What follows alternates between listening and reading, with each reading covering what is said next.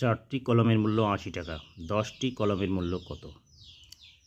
আচ্ছা, এখানে 4টি কলমের মূল্য দেওয়া আছে। তাহলে প্রথমেই আমাদেরকে যেটি করতে হবে, আমরা লিখব যে 4টি কলমের মূল্য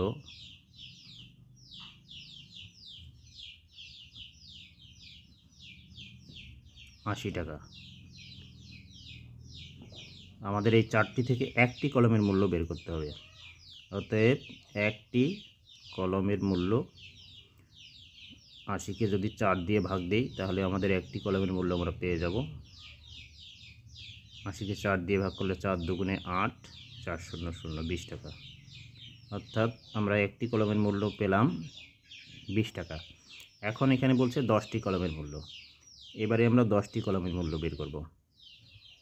10টি কলমের মূল্য হচ্ছে, একটি কলমের মূল্য যদি 20 টাকা হয় তাহলে 10টি কলমের মূল্য অবশ্যই বেশি হবে, আর বেশি হলেই আমরা গুণ করে নেব।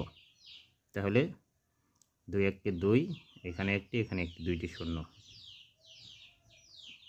10টি কলমের মূল্য আমরা পেলাম 200 টাকা। উত্তর হচ্ছে 200 টাকা।